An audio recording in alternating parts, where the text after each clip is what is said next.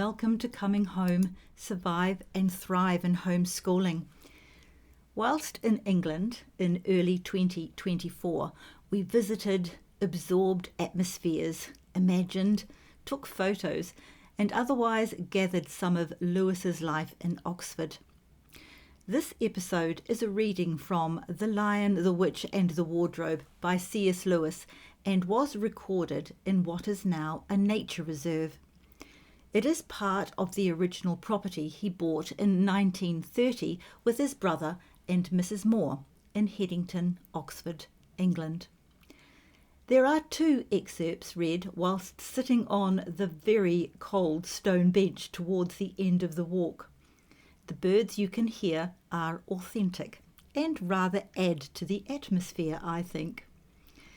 It's not hard to see the inspiration for the woods in The Lion, the Witch and the Wardrobe and The Magician's Nephew, along with the pond for the latter. There isn't any snow in the woods, but woods it is, looking extremely likely that a fawn or beaver may poke his head from behind a tree at any moment. There is a large pond in the woods, which is a flooded Victorian clay pit for the brickworks located there previously, although diggings were there for hundreds of years before then.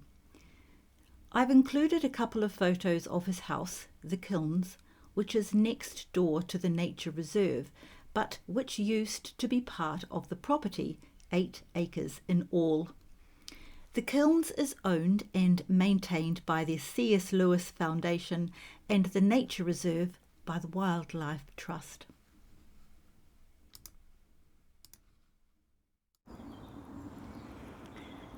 This must be a simply enormous wardrobe, thought Lucy, going still further in and pushing the soft fold of her coats aside to make room for her. Then she noticed that there was something crunching under her feet. I wonder, is that more mothballs? She thought, stooping down to feel it with her hands.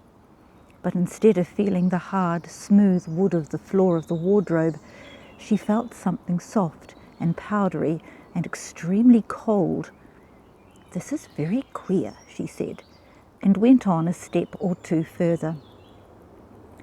Next moment she found that what was rubbing against her face and hands was no longer soft fur, but something hard and rough and even prickly. "Why, it is just like branches of trees," exclaimed Lucy. And then she saw that there was a light ahead of her, not a few inches away where the back of the wardrobe ought to have been, but a long way off. Something cold and soft was falling on her. A moment later she found that she was standing in the middle of a wood at night time with snow under her feet and snowflakes falling through the air. Lucy felt a little frightened, but she felt very inquisitive and excited as well.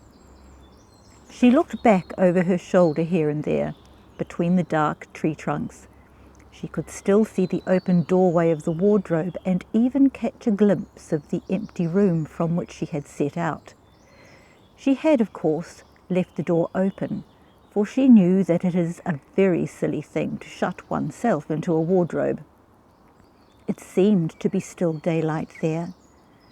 "I can always get back if anything goes wrong," thought Lucy. She began to walk forward, crunch, crunch, over the snow and through the wood toward the other light. In about 10 minutes she reached it and found that it was a lamp post. As she stood looking at it, wondering why there was a lamp post in the middle of a wood and wondering what to do next, she heard a pitter-patter of feet coming towards her. And soon after that a very strange person stepped out from among the trees into the light of the lamppost.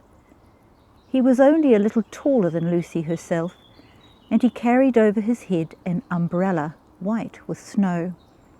From the waist upwards he was like a man, but his legs were shaped like a goat's. The hair on them was glossy black, and instead of feet he had goat's hooves. He also had a tail, but Lucy did not at first notice this, because it was neatly caught up over the arm that held the umbrella so as to keep it from trailing in the snow. He had a red woolen muffler round his neck, and his skin was rather reddish too. He had a strange but pleasant little face with a short pointed beard and curly hair, and out of the hair there stuck 2 horns, one on each side of his forehead. One of his hands, as I have said, held the umbrella. In the other arm he carried several brown paper parcels. What with the parcels and the snow, it looked as if he had just been doing his Christmas shopping. He was a fawn, and when he saw Lucy, he gave such a start of surprise that he dropped all his parcels. "Goodness gracious me!" exclaimed the fawn. "Quick," said Peter, "there's nowhere else," and flung open the wardrobe. All 4 of them bundled inside it and sat there, panting in the dark. Peter held the door closed, but he did not shut it, for of course he remembered, as every sensible person does, that you should never, ever shut yourself up in a wardrobe. "I wish the Macready would hurry up and take all these people away," said Susan presently. "I'm getting horribly cramped." "And what a filthy smell of camphor," said Edmund. "I expect the pockets of these coats are full of it," said Susan, "to keep away the moths." "There's something sticking into my back," said Peter. "And isn't it cold?" said Susan. "Now that you mention it, it is cold," said Peter. "And hang it all, it's wet too. What's the matter with this place? I'm sitting on something wet. It's getting wetter every minute." He struggled to his feet. "Let's get out," said Edmund. "They've gone." "Ooh," said Susan suddenly, and everyone asked her what was the matter. "I'm sitting against a tree," said Susan, "and look, it's getting lighter over there." "By Jove, you're right," said Peter. "And look there and there, it's trees all round. And this wet stuff is snow. Why, I do believe we've got into Lucy's wood after all." And now there was no mistaking it, and all 4 children stood blinking in the daylight of a winter day. Behind them were coats hanging on pegs. In front of them were snow-covered trees. Peter turned at once to Lucy. "I apologize for not believing you," he said. "I'm sorry. Will you shake hands?" "Of course," said Lucy, and did. "And now," said Susan, "what are we to do next?" "Do?" said Peter. "Why, go and explore the wood, of course." "Ugh," said Susan, stamping her feet. "It's pretty cold. What about putting on some of these coats?" "They're not ours," said Peter doubtfully. "I'm sure nobody would mind," said Susan. "It isn't as if we wanted to take them out of the house. We shan't even be taking them out of the wardrobe." "Oh, I never thought of that, Sue," said Peter. "Of course, now you put it that way, I see. No one could say you have bagged a coat as long as you leave it in the wardrobe where you found it. And I suppose this whole country is in the wardrobe." They immediately carried out Susan's very sensible plan. The coats were rather too big for them, so that they came down to their heels and looked more like royal robes than coats when they had put them on. But they all felt a good deal warmer, and each thought the others looked better in their new get-up and more suitable to the landscape. "We can pretend we are Arctic explorers," said Lucy. "This is going to be exciting enough without any pretending," said Peter, as he began leading the way forward into the forest. There were heavy, darkish clouds ahead, and it looked as if there might be more snow before tonight. "I say," began Edmund presently, "oughtn't we be bearing a bit more to the left, that is, if we are aiming for the lamppost?" He had forgotten for the moment that he must pretend never to have been in the wood before. The moment the words were out of his mouth, he realized that he had given himself away. Everyone stopped. Everyone stared at him. Peter whistled. "So, you really were here," he said. "That time Lou said she met you in here, and you made out she was telling lies?" There was a dead silence. "Well, of all the poisonous little beasts," said Peter, and shrugged his shoulders and said no more. There seemed, indeed, no more to say, and presently the 4 resumed their journey. But Edmund was saying to himself, "I'll pay you all out for this, you pack of stuck-up, self-righteous prigs." "Where are we going anyway?" said Susan, chiefly for the sake of changing the subject. "I think Lou ought to be the leader," said Peter. "Goodness knows she deserves it. Where will you take us, Lou?" "What about going to see Mr. Tumnus?" said Lucy. "He's the nice fawn I told you about." Everyone agreed to this, and off they went, walking briskly and stamping their feet. Lucy proved a good leader. At first she wondered whether she would be able to find the way, but she recognised an odd-looking tree in one place and a stump in another, and brought them on to where the ground became uneven and into the little valley, and at last to the very door of Mr. Tumnus's cave. But there a terrible surprise awaited them. The door had been wrenched off its hinges and broken to bits. Inside, the cave was dark and cold and had the damp feel and smell of a place that had not been lived in for several days. Snow had drifted in from the doorway and was heaped on the floor, mixed with something black, which turned out to be the charred sticks and ashes from the fire. Someone had apparently flung it about the room and then stamped it out. The crockery lay smashed on the floor, and the picture of the fawn's father had been slashed into shreds with a knife. "This is a pretty good washout," said Edmund. "Not much good coming here." "What's this?" said Peter, stooping down. He had just noticed a piece of paper which had been nailed through the carpet to the floor. "Is there anything written on it?" asked Susan. "Yes, I think there is," answered Peter, "but I can't read it in this light. Let's get out into the open air." They all went out in the daylight and crowded round Peter as he read out the following words. "The former occupant of these premises, the fawn Tumnus, is under arrest and awaiting his trial on a charge of high treason against Her Imperial Majesty Jadis, Queen of Narnia, Chatelaine of Cair Paravel, Empress of the Lone Islands, etc., also of comforting Her said Majesty's enemies, harbouring spies and fraternizing with humans. Signed, Venrus Ulf, Captain of the Secret Police. Long live the Queen." The children stared at each other. "I don't know that I'm going to like this place after all," said Susan. "Who is this Queen, Lou?" said Peter. "Do you know anything about her?" "She isn't a real queen at all," answered Lucy. "She's a horrible witch, the White Witch. Everyone, all the wood people, hate her. She has made an enchantment over the whole country, so it is always winter here and never Christmas." I wonder if there's any point in going on," said Susan. "I mean, it doesn't seem particularly safe here, and it looks as if it won't be much fun either, and it's getting colder every minute, and we've brought nothing to eat. What about just going home?"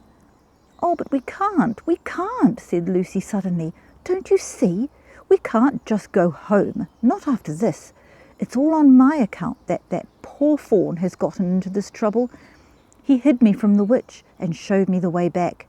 That's what it means by comforting the Queen's enemies and fraternizing with humans. We simply must try to rescue him." "A lot we could do," said Edmund, "when we haven't even got anything to eat." "Shut up, you," said Peter, who was still very angry with Edmund. "What do you think, Susan?" "I've got a horrid feeling that Lou is right," said Susan. "I don't want to go a step further, and I wish we'd never come. But I think we must try to do something for Mr. whatever his name is. I mean the fawn." "That's what I feel too," said Peter. "I'm worried about us having no food with us. I'd vote for going back and getting something from the larder, only there doesn't seem to be any certainty of getting into this country again when once you've got out of it. I think we'll have to go on." "So do I," said both girls. "If only we knew where the poor chap was imprisoned," said Peter. They were all still, wondering what to do next, when Lucy said, "Look, there's a robin with such a red breast. It's the first bird I've seen here. I say, I wonder, can birds talk in Narnia? It almost looks as if it wanted us to say something." Then she turned to the robin and said, "Please, can you tell us where Tumnus the fawn has been taken to?" As she said this, she took a step towards the bird. It at once hopped away, but only as far as to the next tree. There it perched, and looked at them very hard, as if it understood all they had been saying. Almost without noticing that they had done so, the 4 children went a step or 2 nearer to it. At this, the robin flew away again to the next tree, and once more looked at them very hard. You couldn't have found a robin with a redder chest or a brighter eye. "Do you know," said Lucy, "I really believe he means us to follow him."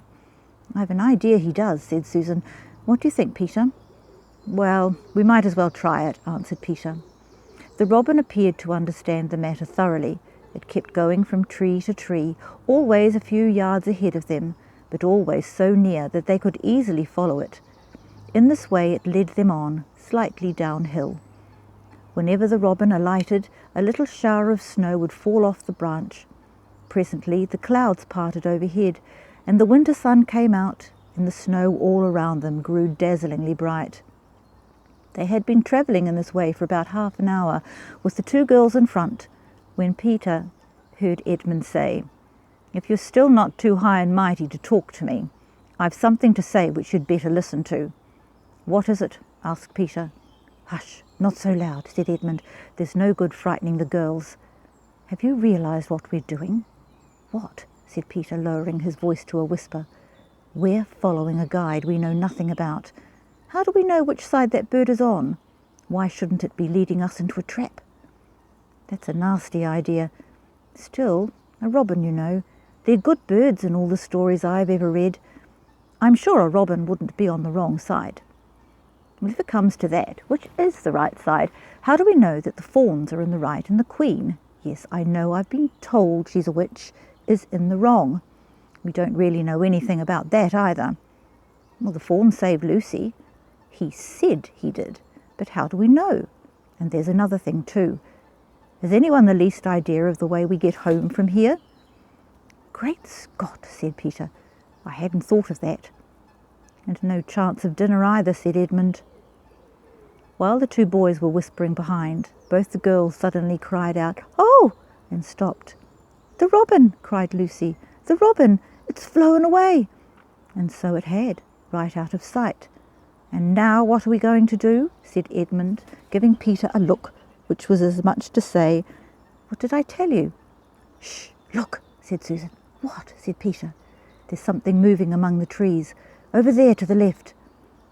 They all stared as hard as they could, and no one felt very comfortable. "There it goes again," said Susan presently. "I saw it that time too," said Peter. "It's still there. It's just gone behind that big tree." "What is it?" asked Lucy, trying very hard not to sound nervous. "Whatever it is," said Peter, "it's dodging us. It's something that doesn't want to be seen." "Let's go home," said Susan. And then, though nobody said it out loud, everyone suddenly realised the same fact that Edmund had whispered to Peter at the end of the last chapter. They were lost. "What's it like?" said Lucy. It's a kind of animal," said Susan. Then, Look, quick, there it is." They all saw it this time, a whiskered, furry face which had looked out at them from behind a tree. But this time it didn't immediately draw back. Instead, the animal put its paw against its mouth, just as humans put their finger on their lips when they are signalling you to be quiet. Then it disappeared again. The children all stood holding their breaths. A moment later the stranger came out from behind the tree, glanced all round as if it were afraid someone was watching, said, "Hush," made signs to them to join it in the thicker bit of wood where it was standing, and then once more disappeared. "I know what it is," said Peter. "It's a beaver. I saw the tail." "It wants us to go to it," said Susan, "and it is warning us not to make a noise." "I know," said Peter. "The question is, are we going to go to it or not? What do you think, Lou?" "I think it's a nice beaver," said Lucy. "Yes, but how do we know?" said Edmund. "Shan't we have to risk it?" said Susan. "I mean, it's no good just standing here, and I feel I want some dinner." At this moment the beaver again popped its head out from behind the tree and beckoned earnestly to them. "Come on," said Peter, "let's give it a try. All keep close together. We ought to be a match for one beaver if it turns out to be an enemy." So the children all got close together, and walked up to the tree and in behind it, and there, sure enough, they found the beaver, but it still drew back, saying to them in a hoarse, throaty whisper, "Further in, come further in, right in here, we're not safe in the open." Only when it had led them into a dark spot where 4 trees grew so close together that their boughs met and the brown earth and pine needles could be seen underfoot because no snow had been able to fall there, did it begin to talk to them. "Are you the sons of Adam and daughters of Eve?" it said. "Oh, we're some of them," said Peter. "Shh," said the beaver. "Not so loud, please. We're not safe even here." "Why, who are you afraid of?" said Peter. "There's no one here but ourselves." "There are the trees," said Beaver. "They're always listening. Most of them are on our side, but there are trees that would betray us to her. You know who I mean." And it nodded its head several times. "If it comes to talking about sides," said Edmund, "how do we know you're a friend?" "Not meaning to be rude, Mr. Beaver," added Peter, "but you see, we're strangers." Quite right," said Beaver. "Here is my token." With these words it held up to them a little white object. They all looked at it in surprise, till suddenly Lucy said, "Oh, of course, it's my handkerchief, the one I gave to poor Mr. Tumnus." "That's right," said the beaver. "Poor fellow, he got wind of the arrest before it actually happened and handed this over to me. He said that if anything happened to him, I must meet you here and take you on to—" Here the beaver's voice sank into silence, and it gave 1 or 2 very mysterious nods. Then, signalling to the children to stand as close around it as they possibly could, so that their faces were actually tickled by its whiskers, it added in a low whisper, "They say Aslan is on the move, perhaps has already landed." And now a very curious thing happened. None of the children knew who Aslan was any more than you do, but the moment the beaver had spoken these words, everyone felt quite different. Perhaps it has happened sometimes to you in a dream that someone says something which you don't understand, but in the dream it feels as if it had some enormous meaning, either a terrifying one, which turns the whole dream into a nightmare, or else a lovely meaning, too lovely to put into words, which makes the dream so beautiful that you remember it all your life, and are always wishing you could get into that dream again. It was like that now. At the name of Aslan, each one of the children felt something jump in his inside. Edmund felt a sensation of mysterious horror. Peter felt suddenly brave and adventurous. Susan felt as if some delicious smell or some delightful strain of music had just floated by her. And Lucy got the feeling you have when you wake up in the morning and realize that it is just the beginning of the holidays or the beginning of summer. "And what about Mr. Tumnus?" said Lucy. "Where is he?" "Shh," said the beaver. "Not here. I must bring you to where we can have a real talk, and also dinner." No one except Edmund felt any difficulty about trusting the beaver now, and everyone, including Edmund, was very glad to hear the word dinner. They therefore all hurried along behind their new friend, who led them at a surprisingly quick pace, and always in the thickest parts of the forest, for over an hour. Everyone was feeling very tired and very hungry when suddenly the trees began to get thinner in front of them, and the ground began to fall steeply downhill. A minute later they came out under the open sky. The sun was still shining, and found themselves looking down on a fine sight. They were standing on the edge of a steep, narrow valley, at the bottom of which ran, at least it would have been running if it hadn't been frozen, a fairly large river. Just below them a dam had been built across this river, and when they saw it everyone suddenly remembered that of course beavers are always making dams, and felt quite sure that Mr. Beaver had made this one. They also noticed that he now had a sort of modest expression on his face, the sort of look people have when you are visiting a garden they've made or reading a story they've written. So it was only common politeness when Susan said, "What a lovely dam!" And Mr. Beaver didn't say hush this time, but merely a trifle, and it isn't really finished. Above the dam there was what ought to have been a deep pool, but was now, of course, a level floor of dark green ice.